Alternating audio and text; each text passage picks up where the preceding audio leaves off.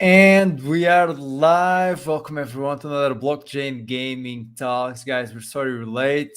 Take full responsibility upon that.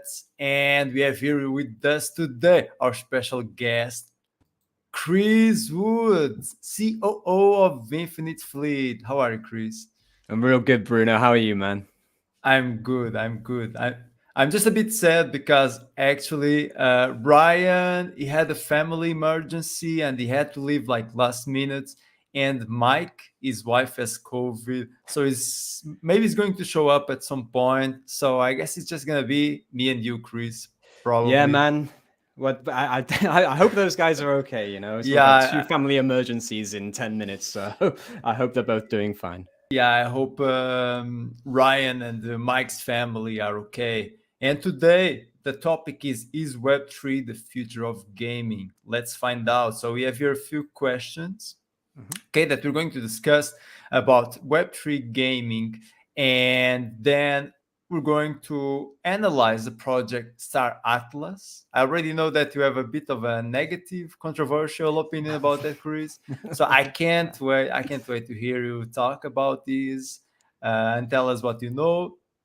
And then we're also going to have some community questions. So if you guys have any question regarding Web3 or Infinite Fleet, which is Chris Wood's project, feel free to ask us. Okay. Also, welcome to everyone that is watching this live right now, guys. Really happy to be here with you once again, and welcome to everyone that is watching this on replay. So, Chris, the first question is: how's Web3 changing gaming overall? Well, here's the thing. I think that when it comes to this like NFT, blockchain gaming, all this kind of thing, I think the goal should be ownership and free market approach, essentially. So really, I don't think I guess my view is a little bit conservative. I don't think it's going to change the face of gaming or anything like that. I don't think that it's this massive revolution that's going to do all that. I don't think that at all. I think that what it's going to do is simply facilitate something much smoother that has kind of already been there, which is secondary market trading. So this has happened with Second Life. This has happened with World of Warcraft. If you go on D Market, you can get CS:GO skins and stuff like this.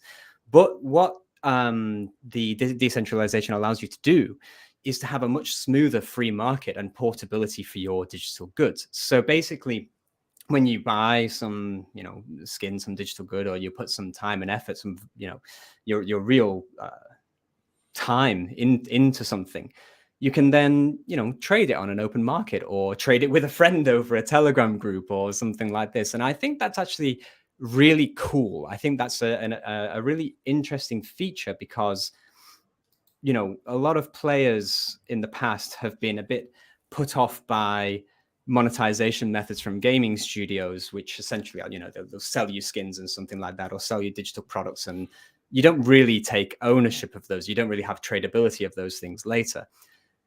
I think the key thing here is the free market trading, but that's not something that changes the game, right? The game's it's not a separate thing, but it's just, I don't think it's going to change how games are made. I don't think it's going to change what games are like in any way. I don't believe in, metaverses and all this kind of thing. I think that's a little bit silly. But I Okay. think the core free market attitude is exciting, really exciting. Why are metaverses silly? Because it doesn't work. But the concept of metaverse, we still don't have the metaverse. We just have a concept for now. Well, why is that silly? Well, I mean, the concept of the metaverse has existed since Second Life in the early noughties. It's already been there. It's always been there. I mean, I guess it depends on how you define it. It depends on how you Yeah, define depends on metaverse. the So, concept.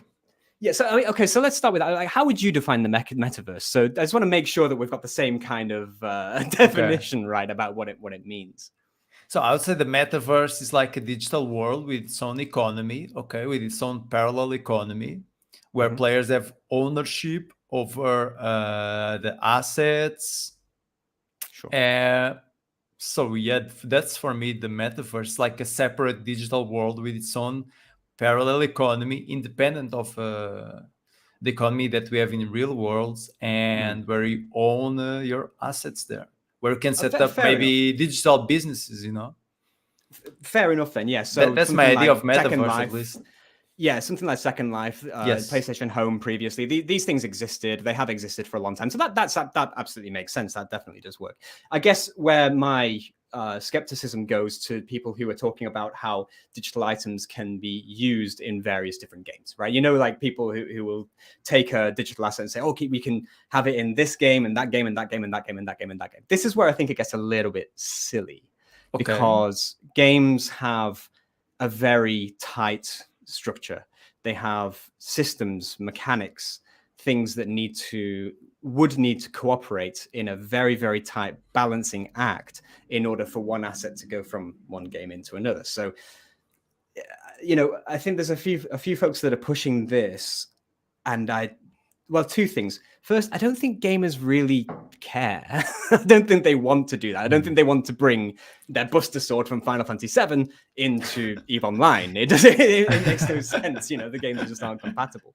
But for something to work, I mean, obviously it could work if you have a coalition of game studios that work together on this kind of project that are tightly making their systems appropriate for this. Maybe something like Gala Games, where they're developing more than one game. They could just implement one code in another game, perhaps. Sure. And this has been done previously, where things can go from one game to another.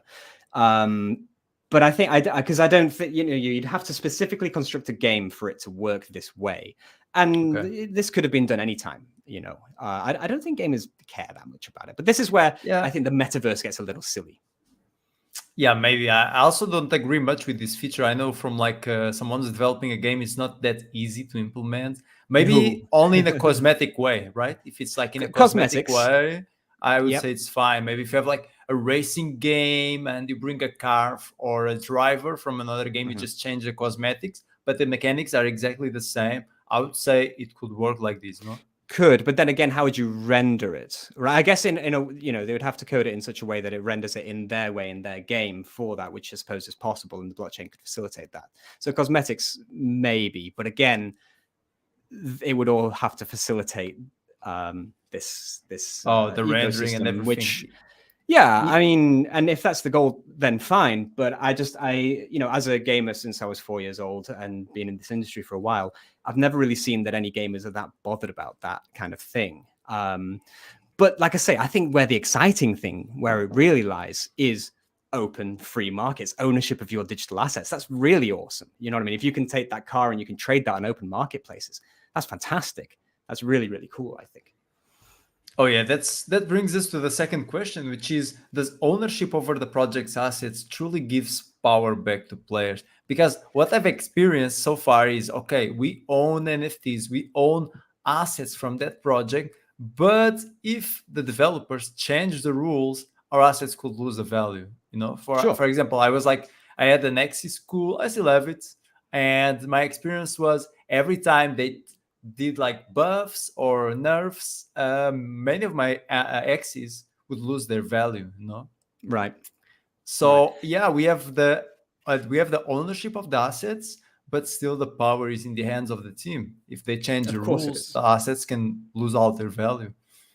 Well, and it has to be that way too, because otherwise the game would break. You have to nerf, you have to balance constantly. So if you have a tight economy, if you know, games with PvP or, you know, card games like Hearthstone. Oh wait, Mike is here. We have Mike here. Oh, nice. Great. Those are good news. Mike, welcome to the stream, man. Hey guys, sorry. Hi, Mike. I hope everything is fine with your wife.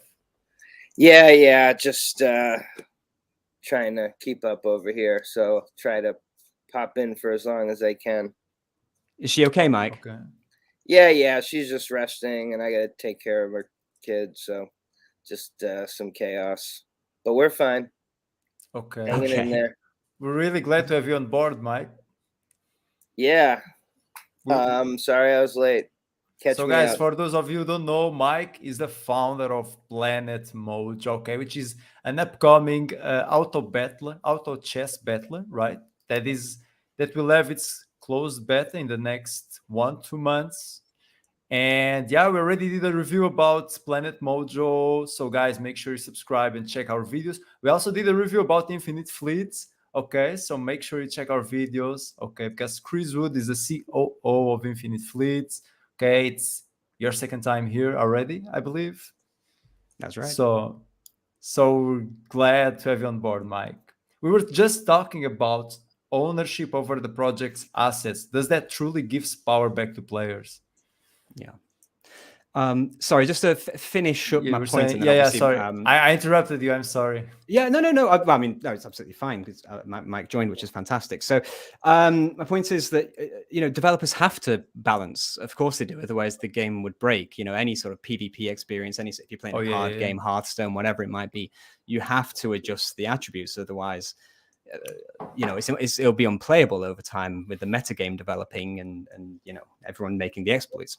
So when you say power, I think it depends on what it is that you really mean by power. If, like I say, and I think what I'm a proponent for is, like I say, free markets. So if we're talking about the tradability of the item, not necessarily what the assets, what the attributes of the asset itself are, but the actual tradability of the item, that is a level of power. I think that the fact that you can take an item and trade it on an open marketplace to someone that may demand that item, I think that's a wonderful thing that has not yet been really driven into. There are, of course, secondary markets. There is the market and stuff like that, but it hasn't really hit the mainstream. And I think it will. I think this is the one thing where, this whole industry, where it's going to emerge really strong, in my opinion.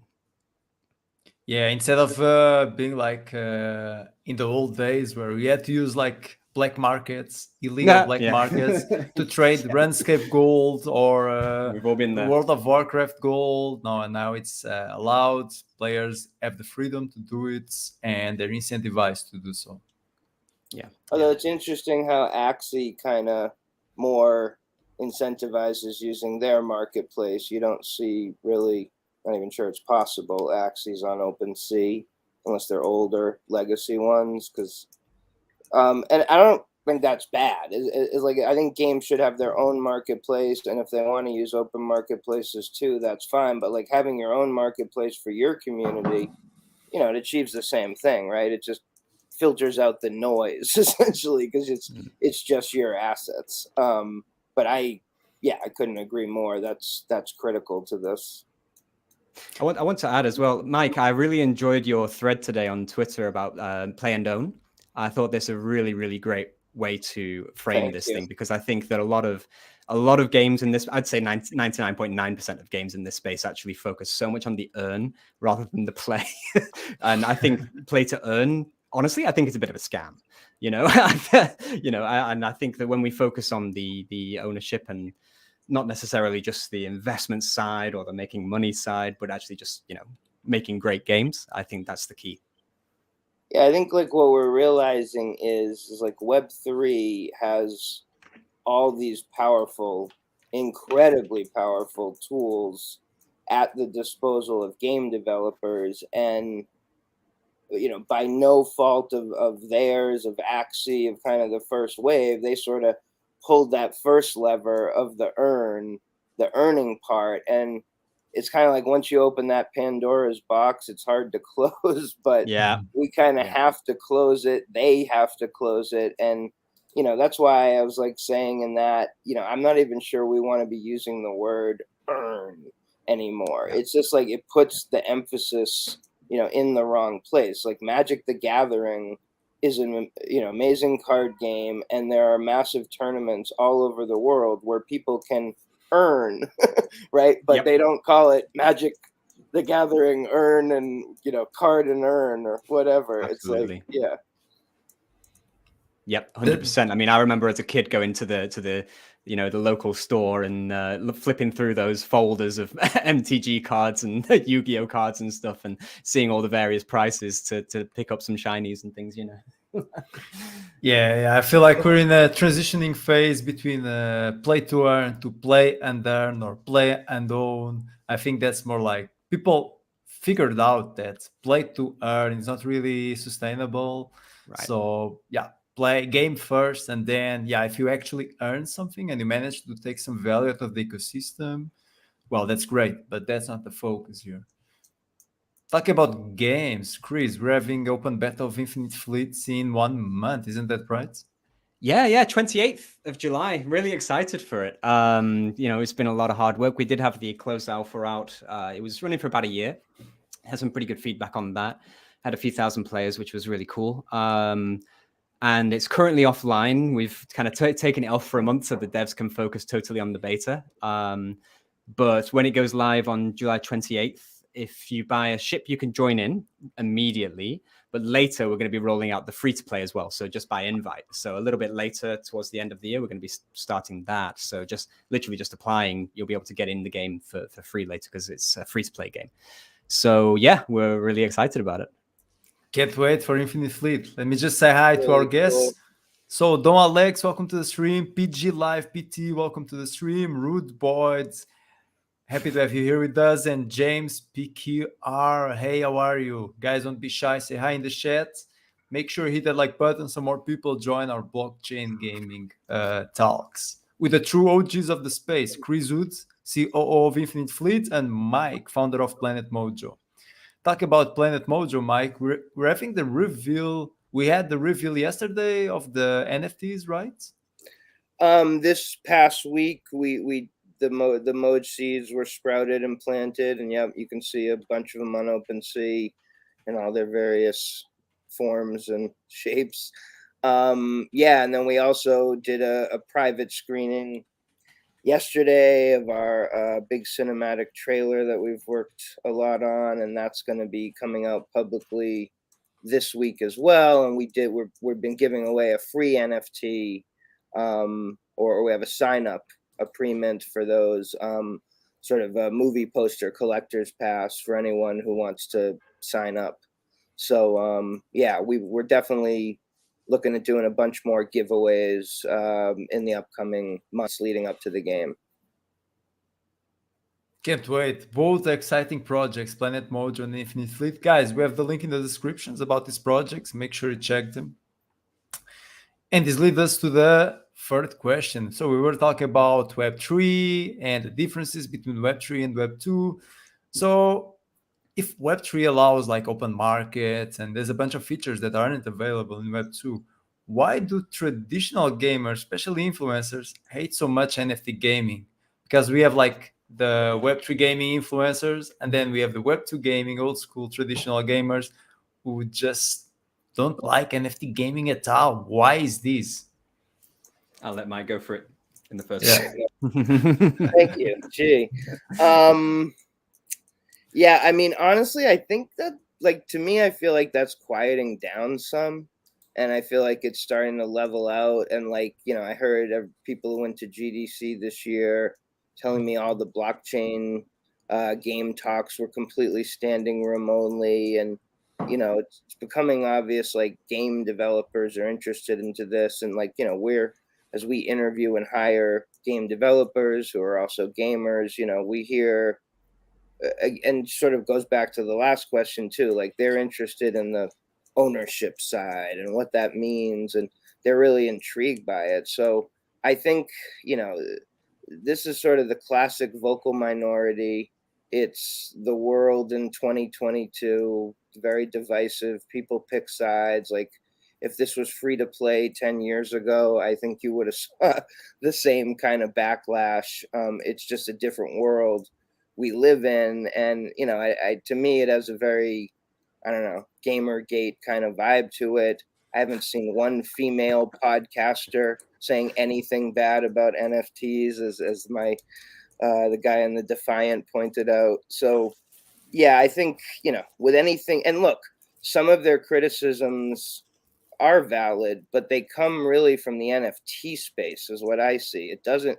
And this is what I've been saying for the last couple of weeks too, is like Web3 gaming needs to break away from these sort of silly rules of NFTs and create our own standards and rules. It's like NFT space is completely FOMO and driven by crazy things that you can't even predict, whereas like all of us who are making, and like projects come, and then if they don't sell out, they're gone. Like all of us are making games, and we're in it for the long haul. And whether we sell 10,000 or 10,000, or 100, it really doesn't matter. We're still committed to making the game for the long haul, and sort of figuring this out. So I think you just sort of have to take the long view, as always, with these things. I think as well that I mean, from my experience, a lot of gamers, they haven't really, I guess, done the research, right, to see why it really benefits them. And to be fair, it is difficult to kind of on the marketing side to very clearly give a one-line message for them to understand it really quite well, what the benefit is for them. But the way I see it, to be honest, Mike, I don't know if you feel the same way, but it's kind of the same feeling as when the Oblivion horse armor came out. You know what I mean? Like when IAP started to actually start kicking off, and it's that different type of monetization. I don't think it's necessarily the NFT or whatever. I think that's just, for them, NFT is just a buzzword, right? It just gives an immediate negative reaction based on what's in the mainstream media. But I think it's new forms of monetization that they're really worried about. I think they're really worried about the studios and things doing kind of predatory monetization, and the NFT is another sort of signifier for that, because gamers don't like new things when it comes to that kind of side of stuff. When I've spoken to average gamers about Infinite Fleet and all this kind of thing, and I just kind of open questions with people, I think, why don't you like NFTs? What is it about it? Why don't you like it? When you really drive down, it's predatory monetization, grifts, scams. That's what they're worried about. They don't talk about the ownership side. They don't talk about that, because when the curtain is revealed on that side, when they just play a game, because they just like the game, and then they realize that they actually have ownership of the goods, that's when the Trojan horse gets rolled out, right? That's when they actually start to figure this out. In my opinion, it's kind of like a revelatory moment too when you figure this out. Like, wait a minute. So we've been playing games for the last 30 years and just renting these objects or whatever, like they weren't really, it was like, whoa. And then that's why once I realized that, I was like, okay, our kids or our kids' kids are going to look back on the first wave of games and be like, wow, it's kind of like Facebook too. And all these things, like you let them get away with all that stuff. And, you sort of have to sort of mature, the mindset of the consumers has to mature too, to keep up with what they're being given. And you're right. And I think it's like a multifaceted hate towards it, and that is definitely part of it, of the money side. And what I like to point out, though, which I've written about too, is that, like, sure, I totally agree with that, like in the terms of these megalopolis, giant companies trying to sort of milk more revenue, but like that's not the point of Web3. And this is more like a revolution and an evolution to me about the games industry, because the games industry, from like everyone else's standpoint, if you're an indie gamer or a small gaming studio, it's very tricky to break through, right? Like you have to give back, recoup to your publisher if you can't pay for it yourself. You have to give 30% to Steam. You're praying you have a hit or you get a license, and you're giving it's like it's no easy answer in sort of the Web2 gaming to break out and really. And what this Web3 does is it turns it all upside down, and we don't need Steam, and we can give that back to the players and have them become part of the game and the community. And so that's where we think community and Web3, it's really like an evolution of sort of democratization for us and the players. Okay, that's interesting. So Chris, you think like Web3 is having all these issues because of its reputation with scams and everything, and because of the educational barrier? I think so. I think so. Okay. There's a lot. I mean, it depends on what the project's trying to do, right? If you look at, I mean, I was looking at Planet Mojo and everything like that. It seems like, obviously, Mike, you're an experienced developer. You were trying to make a great game here. I think there's a lot of grifts out there where people make a fuck ton of money from VCs with essentially a concept art deck and then just all those. Yeah, exactly. A white paper. And I mean, Jesus Christ, when did games have white papers? Anyway, but then these VCs just like dump on retail, and people just get left with backs. And I don't know. I think there's too much of that going around, and people not actually building a really great game. That's where I struggle with it, because to be honest, for me, For Infinite Fleet, the crypto side of it, the NFTs and our cryptocurrency within our game, which of course is a portable currency, it's a feature for the players, and they can interact with it or not. It's something that we think is really cool. We're not monetizing it whatsoever, actually, at all. We're not taking any cut or anything like that from the INF token. We're just doing a traditional game, like totally traditional MMO game that has free to play mechanisms for monetization. But the NFT and crypto side is something that players can simply engage with if they wish. And our goal is really to bridge that gap and try and find the average gamer who can then, like you said, have that moment of, oh, wow, I kind of have ownership of these things and I can trade them on secondary markets if I wish. And I don't need to use Infinite Fleet's marketplace. I can use whatever other marketplace that's compatible, or a Telegram or whatever it might be. Yeah, so I think it really, there's a lot of scammers out there that just want to make a quick buck because, they're making games that look like Facebook games in 2005 and raising millions on it without much that they're actually building, and I think this is the problem, in my opinion. And again, just to go back as well, focusing so much on the earn rather than the play. Make sure, but we just left like a bull cycle, so I think the bear market is going to be great to wash away all these bad projects. There's going to be a few. Send them to the grave. Moment. So then we're left with the true gems out there. So Mike, we actually touched in the fact that gaming platforms like Steam, they get like a percentage of every sale, right? Is that why Steam doesn't want any Web3 games in their platform? Because I guess it makes it harder for them to get their percentage? As far as I understood that, actually, and Chris, jump in if you know more than me, but that actually had a lot to do with them being based in the state of Washington, which has certain laws about gambling or virtual currency or something like that. And I think also there, and again, this is not like factual stuff, just reading what other people were saying, is that they have their own built-in point system and virtual currency systems, and I think there was some talk that could blockchain conflict with that, and were they worried about that kind of competition or not being able to control it? But now you see Epic reading, they're bringing blockchain games into theirs. We'll see what happens over the long run, but I don't know, Chris, if you have more to add. Not really. All I read about it was that Gabe wasn't a fan, that he's just kind of anti-NFT, just doesn't, just from an ethical point of view, he doesn't like it, that's what I heard. But again, I didn't go into it in any depth, to be honest, because we weren't really planning to launch this way. So I didn't really spend much attention on it. Okay. So we actually have here a question from one of our community members, so Rude Boys. How can you create demand for a gaming token? What do you guys think? So I would say make a great game. Make a great game. I think that's the first thing. That's the only thing I think. Yeah.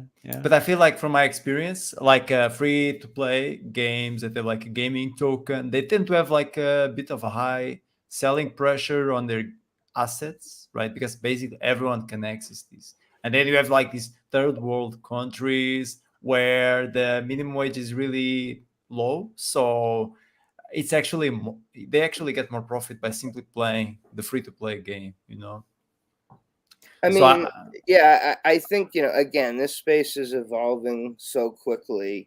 And, I'll just put this out as a theory today, and I may have a different one tomorrow. But maybe tokens are very similar to company stocks, and you can play EA's games, but not own any of their stock, right? And be perfectly happy. And, maybe this world is a little different because the company can reward players, in that quote stock token as well for certain achievements, tournaments, things like that. But how much that token should be fully integrated into the economy, I think is something that's highly questionable at this point. Yes. I think people are still finding the perfect balance, the perfect equation. Still. Yeah, I mean, the way we did it, I mean, we ring fenced it, right? So we did the like security token raise. So we actually put our shares on the blockchain essentially and just did a regulated security raise. We didn't raise any money whatsoever with our in-game token. We've just ring fenced it so separately. So the INF token only exists for the player. We make nothing from it. We didn't raise any money from it whatsoever, and it's just for them. And I think like raising money with a security token offering is actually really interesting because then you can actually stay regulated as well. And that offers quite a lot. So obviously players can invest at quite a low amount and enjoy the profits from the publisher as well. So having this kind of dual token model is an interesting model that I think more people will take it up because it really does offer a lot of advantages, you know. Okay, you guys have the INF token, right? And your game, I would say like Infinite Fleet, it's not as, I wouldn't say it's such a big problem as like other mobile games. Like for example, in Okuni, which just came out, because your game requires like a computer. So this is my way of thinking. Like if you have a game that simply everyone, even people with an old Android phone, can have access, then I would say the free to play is a bit more problematic. But if you have like a game that requires a bit more computing resources, then I would say like your audience is going to be maybe like not people from undeveloped countries.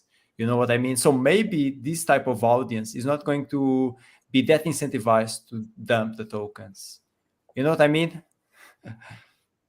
Perhaps. So let's say, okay, let me explain it again. I'm sorry, guys, not a native English speaker. I get you. No, sure. Yeah. So if you have a NFT game, right, and that game, anyone with an old Android phone can access it, right? So that makes the game accessible to every layer of society. You know, people who are a bit more poor, people who are like in the medium of the society's hierarchy, and also high class people, right? Yeah, for sure. So that means that probably the poor people are there's going to be this selling pressure problem, I would say, because maybe people who are a bit more poor, they're going to try to exploit the system, try to farm as many tokens as possible, try to build bots on your game.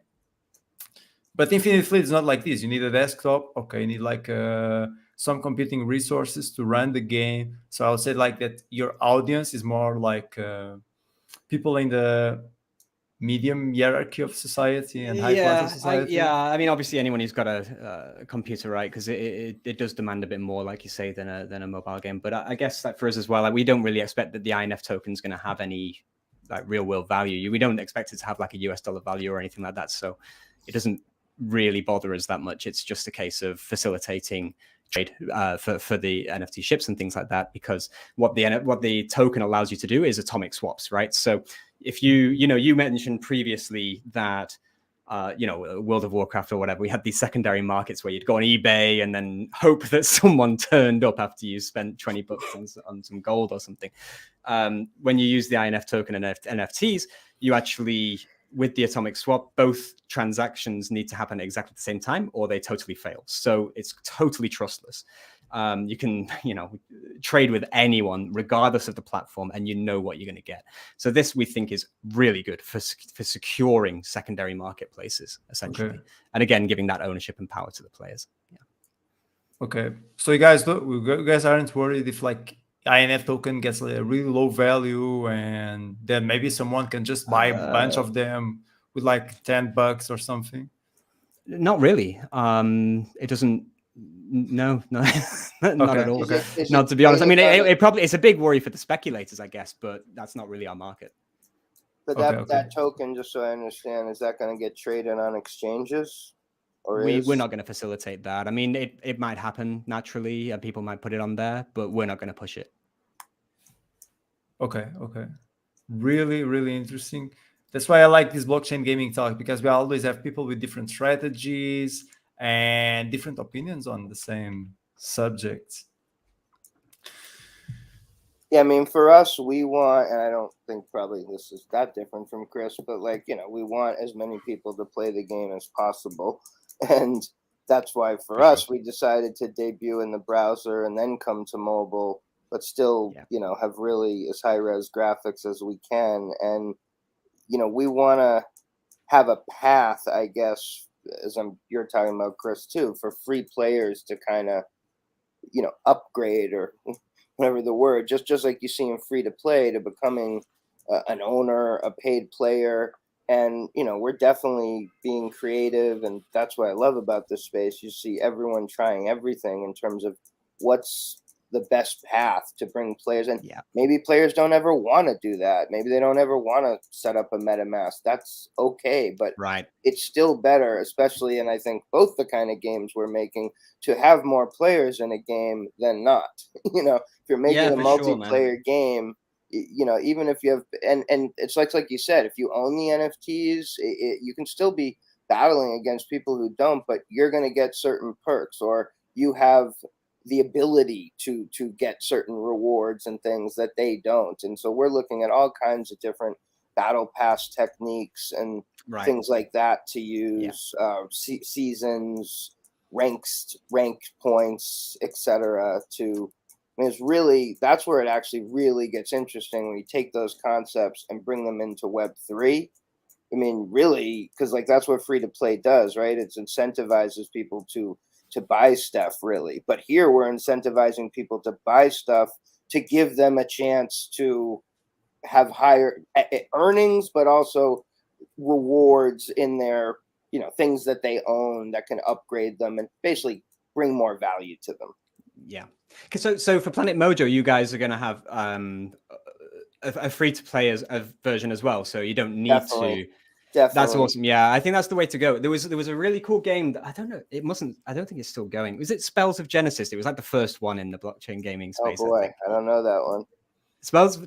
There was a game I really liked on mobile. I'm not sure if it's still going or not, but I really liked that project. But they did the same thing, you know. It's like, and the same thing that we're doing with Infinite Fleet, right? It's just free to play. You can play the game totally. It's really, really great. But you can interact with the blockchain side if you want, if it's something that you're interested in, right? And like you say, integrating things like Battle Pass and stuff like that, that's a really, really cool way to go about it, I think. I would say this is going to be like a major step over like a crypto adoption, because gaming is like such a big market. And then if you're not like forcing players to actually know about crypto in order to get into your Web3 game, then at some point they're going to be promoting education, you know, because the player is going to be like, okay, but actually I have all these tokens and maybe I can use them for something else other than inside the game. How do I do that, you know, after they're completely merged in the game? So I would say like gaming is going to have like a major role in crypto adoption in the future. Yeah, I think so. I think you're learning all the OPSEC, right? You're learning all about keeping seed phrases and all this kind of thing, and how wallets work and all that kind of jazz. And when, you know, once you're in there, then you get exposed to Bitcoin, right? Which is really awesome. So, yeah. I see though this impending battle that's going to be happening in this space, where it's really like decentralization versus centralization.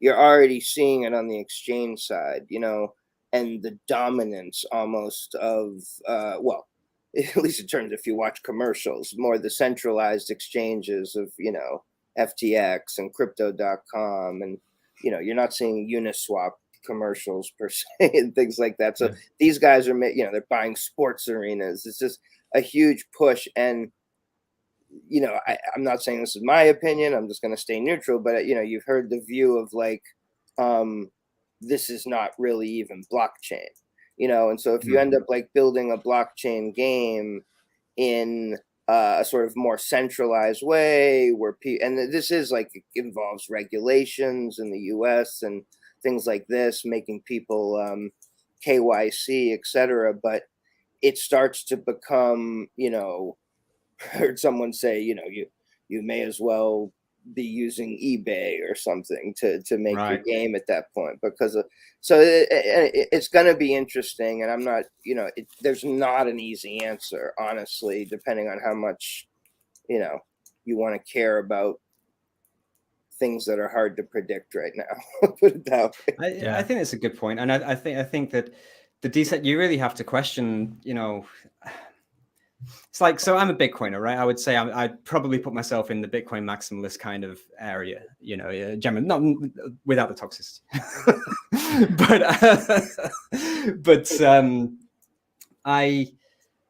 I feel like when it comes to a game, personally, the game doesn't need to be decentralized. You know, our NFTs are just pointers to ships that are on our central database. Everything that happens in our game is totally 100% centralized, and we make no bones about that. We're totally open about that. It's our service, because at the end of the day, if Infinite Fleet dies, then you know, it all dies. You know, there's no point in having the token anymore, right? Or the NFTs, yeah, or even the NFTs. there's no need. It doesn't matter. You know, Unless you like to have pieces of art. Unless you like to just have pieces of art, right? Or PFP so we made no pictures. bones about that. But where the, you know, like I say, where the crypto, where the NFT side comes in, is just facilitating that trustlessness and security in being able to trade and giving that option, in our view, right? I guess I'm not sure why you'd want to decentralize a game, and I don't know what that even would mean. Actually, how would you? Well, and ones it's that just an open source game, I guess, isn't it? Yeah, I don't know. Generally fail. And what we're doing, just to be clear, is like our game like is on Web2, like you're saying, and Right. a lot of the assets, but the NFTs we are keeping decentralized. Like Right. people truly own those. They're in their wallets. We don't take custody of those. And when the game starts, we can kind of, you know, do a snapshot. Okay, what do they own? Do they still own these things? Did they sell any of them? Yeah. And, you know, make sure that checking that throughout if they're playing for hours. So there's no, that's sort of the balance we decided to take at the beginning, at least, because, you know, we still wanted people to own these assets truly. And, you know, but the game itself, yeah, like trying to run that truly decentralized, very difficult. Yeah, it just, yeah. I feel People like have the tried. games Most have tried, have failed, and moved back fail. to Yeah. Web2. Yeah, I feel like some games are completely decentralized, but these are like really basic games, like Crypto Blades, for example. You know, like you go into a battle and it's like a transaction. But I would say like the experience is so bad. Like every time you want to do something, an action, it's a blockchain transaction, and you have to spend fees and wait That's like it 3 right minutes. there. That's the problem. It It's doesn't such a bad work. experience. It doesn't work in a real game. You know, it doesn't work like. It might be fun for crypto enthusiasts, you know, but not for gamers. I don't think. I would say like blockchain technology has to still evolve a lot until we have a truly like real video game decentralized. So do you guys think that Web3 gaming is stealing market share out of Web2 gaming? Are we stealing players from the traditional gaming worlds? Is this like a competition? Is this a battle? Is Web2 gaming our competitors? Who wants to take that? Bruno, you're gonna? I think you're gonna go, Mike. Yeah. I mean, if you're looking at it just in terms of numbers, you know, I wouldn't say like stealing or these like big words, but like just in terms of numbers, and people only have so much time a day, blah blah blah. You know, like as better games emerge, I think you are gonna see, you know, Web2 gamers.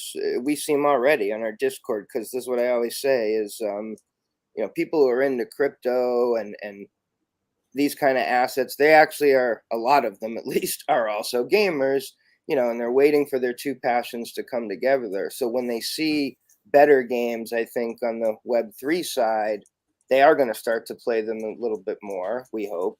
And that means inevitably they're playing, you know, the Web2 games less. But I think, you know, it's going to be a very slow, gradual transition, and eventually there'll be another big hit, or, you know, Axie, things like that, or one of us, you know, we're going to push the space forward, or all of us together. I don't, you know, I really don't look at this space as competitive. That's what I like about this space compared to Web2, which is so competitive and so cutthroat. And, you know, Web3, I really feel like we're all trying to help each other out and looking at what each other is doing, and like, oh, that's interesting, and oh, did that work? And, you know, oh, look how these guys connected their NFTs to their game. And so, yeah, I really feel there's much more community among developers here too, which is cool. You want to add a comment on that, Chris?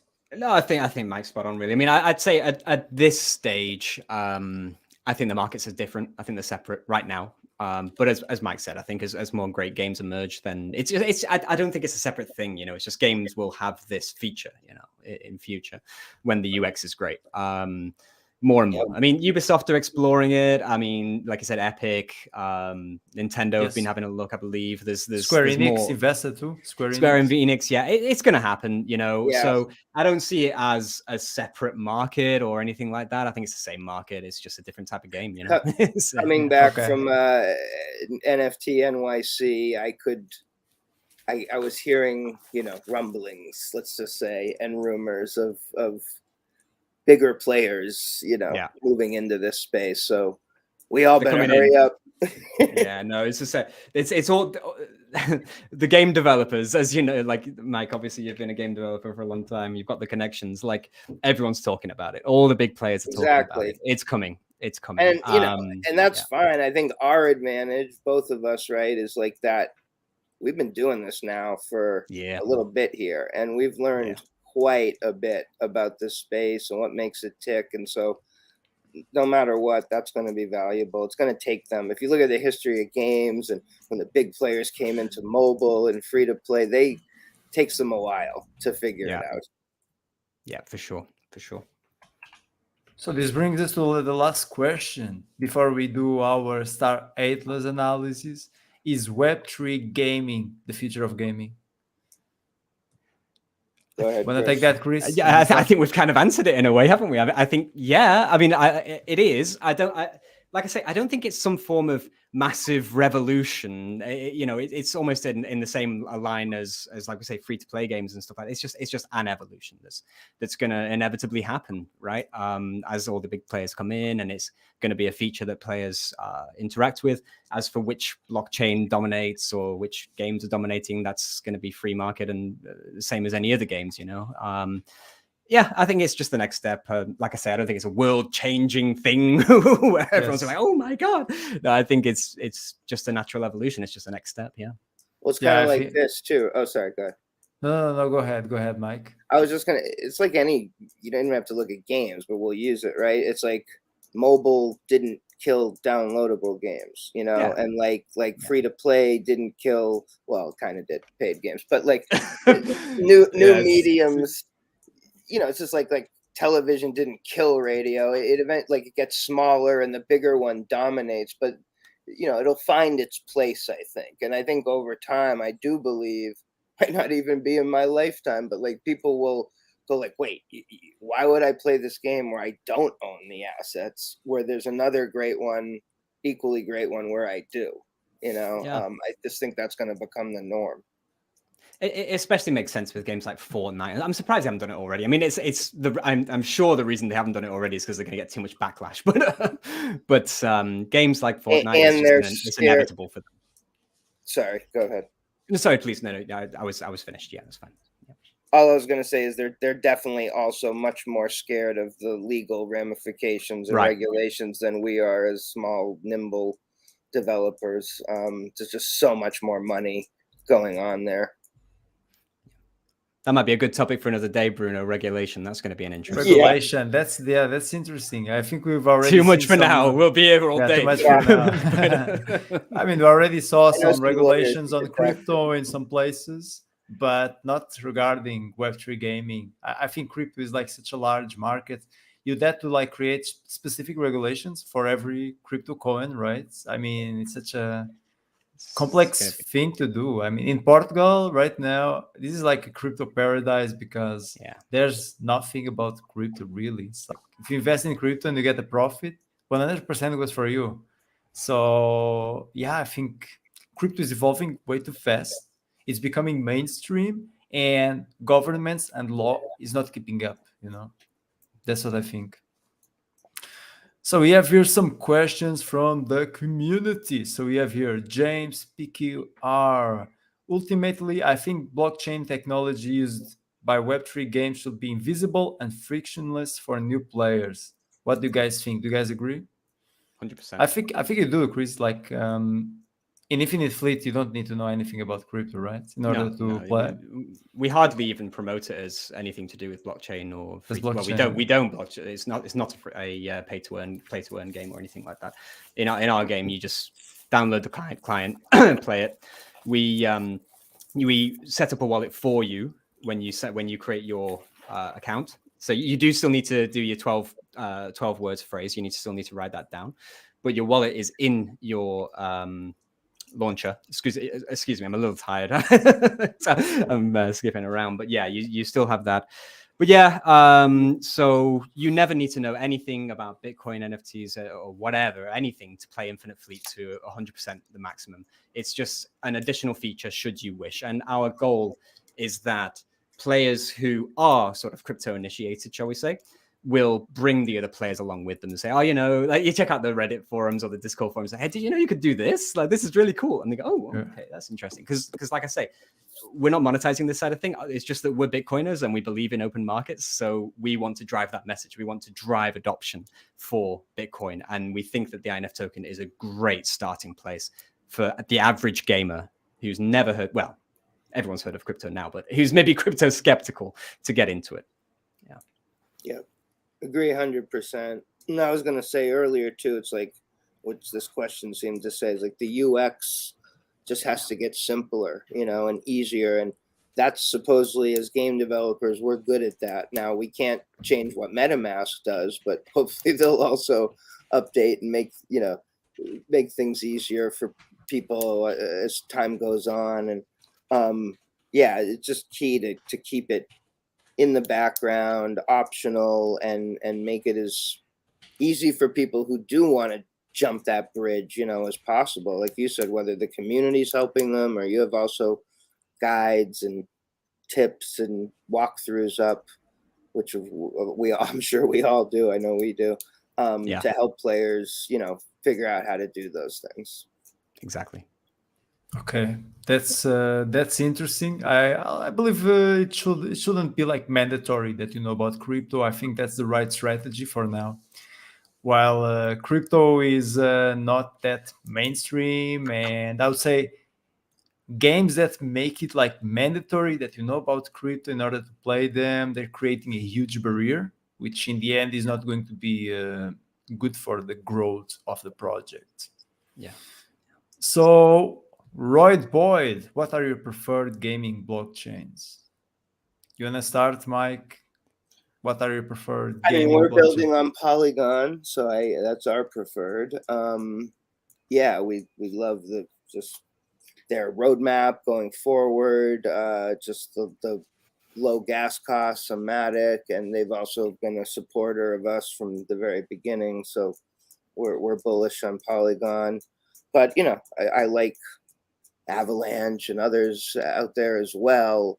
That was one thing at the beginning. It just took a long time to figure out, well, what's this and what's that, and sort of just understanding the playing field, I guess. But my hope is over time that, cross-chain becomes much more of a thing, and these assets or games can live anywhere, just like game platforms. And if people love Solana, then they can still play your game there versus Polygon, etc. That's where I hope we get to. Yeah. Chris, you're a Bitcoin maximalist, no? So yeah, I mean, we're building on layer 2 of Bitcoin, right? So on Liquid network. So like I say, our assets, we don't really build on the blockchain really much at all. Like I say, we have the NFTs and our INF token, which is generated on sidechain of Bitcoin called Liquid, and that's super scalable. Fees are next to none. It works great for us. Pretty lean, pretty slim. Works great. Yeah. That's really interesting. I think you guys are one of the first ones to interact with liquids. Yeah, there was one. I think they ended up switching to Solana actually, but there was one. There's called like a Light shooter. Night. Yeah, like Light a Night. shooter, Yeah, PUBG. I feel like they went onto Solana or another. I can't remember. But they were using, I want to say Liquid or Lightning. I can't remember. I think it was Liquid. Yeah. You see a lot of switching because I think the grass is always greener. People are like, oh, this isn't like, let's go over there. Oh, wait, it's not. And then So I think all these platforms are getting better and more, putting so much resources into them. That's why, like, again, you have to look a little to the future, where the puck is headed, kind of thing.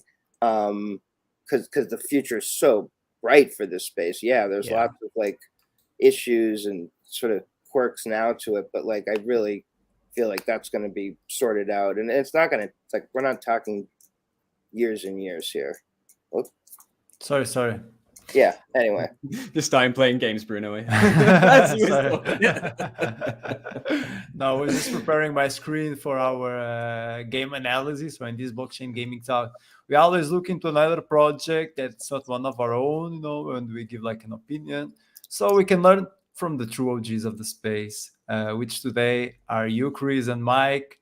It's always nice to have an opinion about how you guys analyze other projects, because what we see nowadays is like influencers, oh, this game's gonna be like 10x, gonna be so cool and all of that, it's gonna be amazing, guys, it's gonna make millionaires, this game. That's what we see, but what we need is like a true technical analysis, the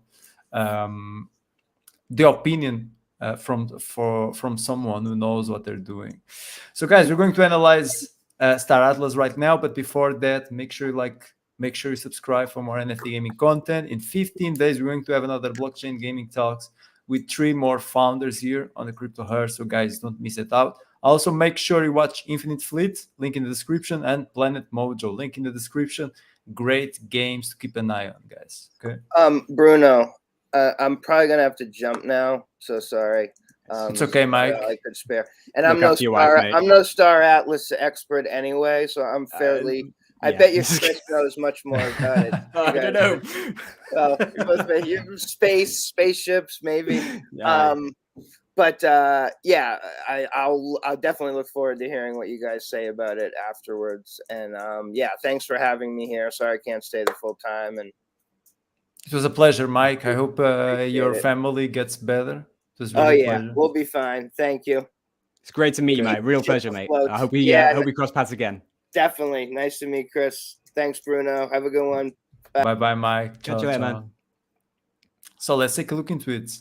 Star Atlas. So they've been developing for like 2 years now, and I would say like this is kind of the Web3 space game, Star Citizen like. So they've been developing for quite some time. Already have 2 tokens, which are Polis and Atlas, I do believe. I didn't go that much deep into this project, but I know you have a pretty negative opinion about it. Right? You're putting me up on a platter here. No, it's always nice to have like a controversial opinion, because it is, as I said, everyone is like, oh, this game is going to be the best game in the world, Yeah. They're actually I'm skeptical. At the end of the day, I have no idea what they're doing under the hood. I have no idea what the developers are doing and all that kind of thing. It's all fine. The website is very pretty. Their concept art is very pretty. Their trailer there is very pretty, which has been outsourced to a company for probably maybe 80,000 bucks, 100,000 bucks. Probably they didn't do this in-house. I think this project is kind of going back to what I was saying. And like I say, this is not to say that Star Atlas is, is that they're not doing anything. It's possible that they're not doing anything. It's very possible that they're not doing anything, but they might well be, because at the end of the day, it's not like I'm in their offices. But at the end of the day, they rose a lot of money on a white paper and nothing else. They wrote on some concept art, which they got from ArtStation outsourcers. And it looks great. Their marketing department is fantastic. It's probably one of the best in the space. I would say their marketing department is brilliant. Wagner's doing a great job at raising money and marketing the project. The scope is massive when you look at what they're what they're trying to build. And to be fair to them, to give the devil its due, the roadmap is very long, and they've always been very open about the roadmap being very long, which is perfectly fine. But at the end of the day, what stops them from doing an exit scam? They raised a lot of money. The tokens have crashed. I believe. I've not really paid attention to their charts, but I think they rose a lot of money on no prototype, nothing that was built, nothing that was, you know, it's just some nice pictures. They're selling NFT pictures. They're not doing much different from, you know, Bored Apes, really, in my opinion. Most of their marketing is around, I think, Unity 5, which is a tool, right? So it's like if a plumber says that they're using a really, really nice wrench. Yeah, I mean, like I say, they could be building something great, but I'm skeptical that it, you know, it's because in the first place, I don't think they really built anything, you know. And there's just a lot of these kind of projects, you know, that just make a crap load of money from investment on white papers and things, because they've got really nice tokenomics and stuff like that, unregulated raises, and then they just die and run away with the cash. But they haven't done that. They haven't run away with the cash. They could very well be building, for you know. There's nothing to say that they're not. And for the people who have invested, I certainly hope that they do build something of value, because it would certainly be a shame if not. But yeah, that's I don't see anything of substance, basically. Yes, they've been developing for quite some time. People who invested, they took quite the leap of faith. I believe basically every Web3 game, almost all of them, were doing a bit like these. You know, they were like raising money on light papers. That was really common in 2020, 2021. You know, that's what we had a prototype when we went to our investors. We showed them what we'd been building. You know, okay, that's different. I'm not saying all of the games, all of the projects. No. I know. I'm just saying that, like, this is why, you know, it's really easy for retail investors to say, oh wow, you know, Web3, metaverses, VR, AR, all these buzzwords. They see really lovely stock footage of attractive people with VR masks on and blue lighting, and they think this looks great. And you use buzzwords to raise a whole lot of money from retail investors who don't know any better. They're not gamers. They don't know what gameplay looks like. You know, they don't know what substance, you know, what makes a game substantive, right? And so far, there's been nothing. And like I say, this project is really, really ambitious. So at the end of the day, it could very, very much be just like, what can we show? You know, this project's so big that we can't really show anything yet. We're just working so hard on building this damn thing, but it's going to be a year or two before we can show anything. And, you know, that's fair enough. That's fair enough in a way. But in the first place, there's been nothing. There's been nothing, no gameplay at all. You know, I've seen some renders of Unity, Unreal. Some Unreal Engine kind of environments. But other than that, there's not a lot of substance. So I would just be wary. I would be wary personally. To be honest, they did this thing. You know, I was a bit butthurt because they had this deck in the beginning. I think it's in their white paper. They put infinite fleet in there, and they had all these features like combat, mining, economy, all this kind of stuff, and like none of them were in infinite fleet, and all of them were on Star Atlas. But we'd actually built a game, and they had a white paper. So I was a bit like, oh, fuck you guys. So would you say Star Atlas is going to be a future competitor of Infinite Fleets? If it exists, yeah, sure. I believe this is really truly ambitious, and 2 years that they have like some funds, some resources, and so far players can't do anything other than stake NFT tokens. So I would say that it's quite the leap of faith to invest in Star Atlas. I would say when it comes to the roadmap, we're having like the marketplace where you can trade NFTs. That so far the only thing you can do with them is look at them as pieces of art and trade them with other players and stake them for Atlas and Polys, which I also believe they have no use case right now. So then we have here different phases, but no dates for these phases. So we really don't know when can we play the game. Then we actually have here a fellow who's really into Star Atlas. I talked with him, PG Live PT. So he's actually watching us right now. Guys, make sure you check his Twitter. He's really into Star Atlas. And what we have for the summer, July 2022, is Polys DAO staking. So finally, we're going to have a utility for Polys. We're going to have the showroom. So showroom is where you can actually watch your NFT ships. A new marketplace with the referral program. and a novel. But as you said, Chris, no gameplay. After that, Yeah. Atlas staking. So it's going to have utility, which is only staking. I would say that utility right now it's pretty weak, and that's one thing that I really like about Infinite Fleet or Planet Mojo, which is there are no IDOs before you have a game. So there are no useless tokens that are listed on an exchange and have zero utility.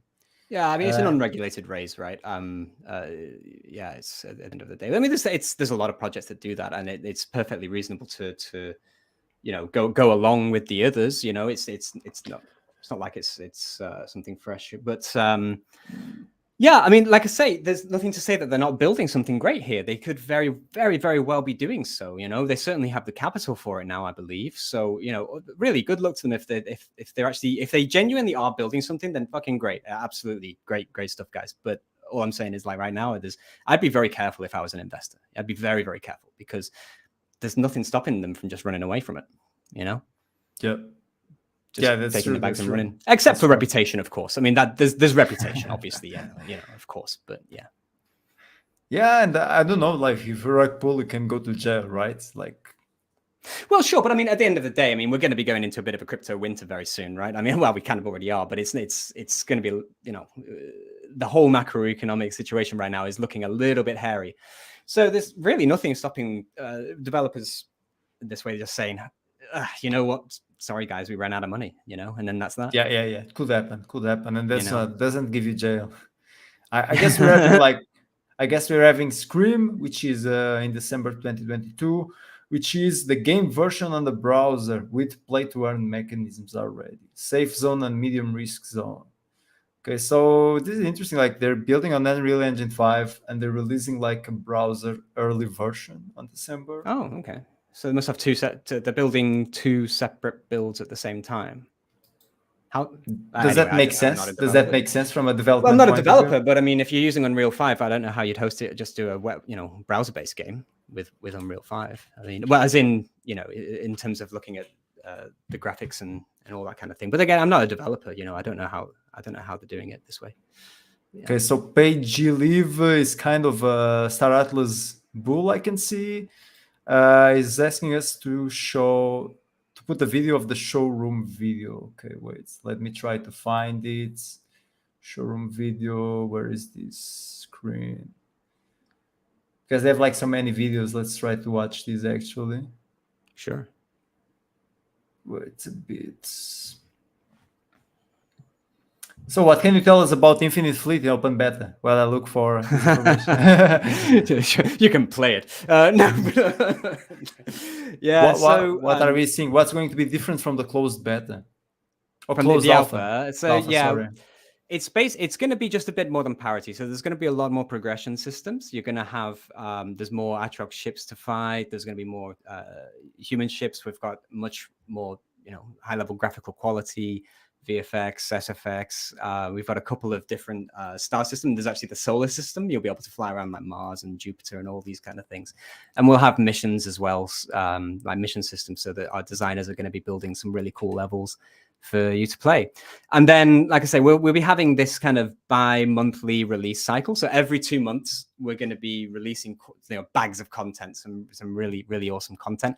In the first place, we're going to be focusing on the progression systems and combat and stuff like that. But obviously, that's kind of the priority. But then we're going to be looking, wider, more about the exploration side and all that. So, yeah, I think people are going to be pretty excited about it. Can't wait, man. Can't wait. I played Infinite Fleet closed alpha and I had fun. I mean, you couldn't do much, which is okay for it was very narrow alpha. In scope. Yeah. But we could already saw what Infinite Fleet is going to become, strategic MMORPG in space. Can't wait to play the open. Yeah, man. The closed beta. Open beta, sorry. One high priority thing for us as well is the divisions. So what we call guilds. So you're going to have, going to be able to start your own division very soon and have players playing along with you and all that kind of stuff. So that's going to be great. Okay. And we have right now here, finally the Star Atlas footage that we were missing. So let's watch it. So this is the pre-alpha gameplay footage in Unreal Engine 5.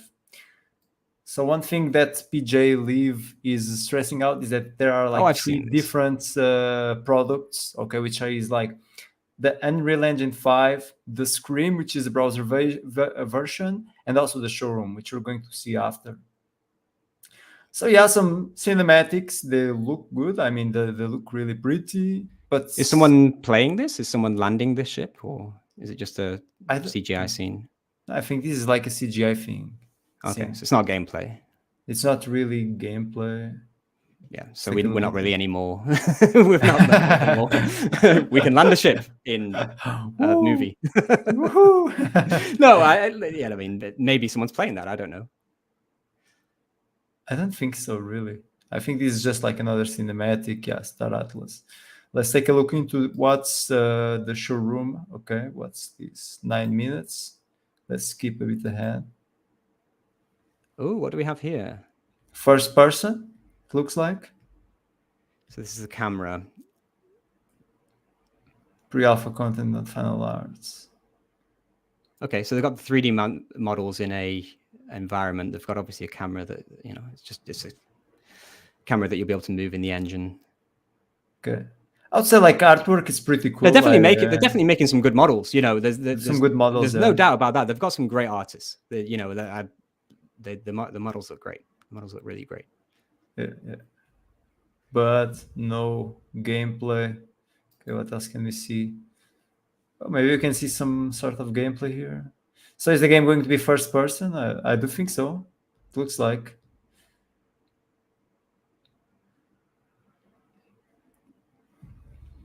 Okay, interesting. Well, to be fair, you know what? This is definitely some progress. From previously. There's no doubt about that. Yeah, but still a long way until we can. Yeah, it's a very big scope for this game.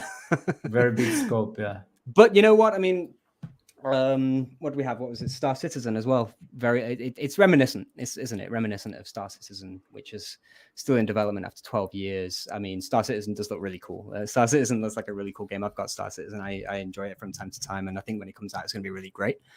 But it's still a long way off from completion. Yeah. Star Citizen, no, it is, fair enough. It looks like they're doing some dev work on it. They're moving around in this environment. So, but can you play Star Citizen already? Yeah, you can. Okay. You can. It's you can fly around and stuff. Yeah, for sure. Okay. There's also No Man's Sky, right, in Web 2. Yeah, No Man's Sky is cool. That's a really good game. Yeah. Okay. Yeah. So, guys, I think we're going to finish here. We've been here for a while. Chris, yeah, I'm knackered.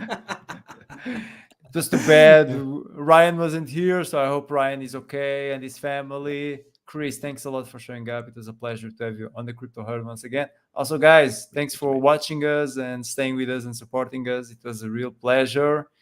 And I see Cryptomanics in the metaverse. Cheers, man. Cheers.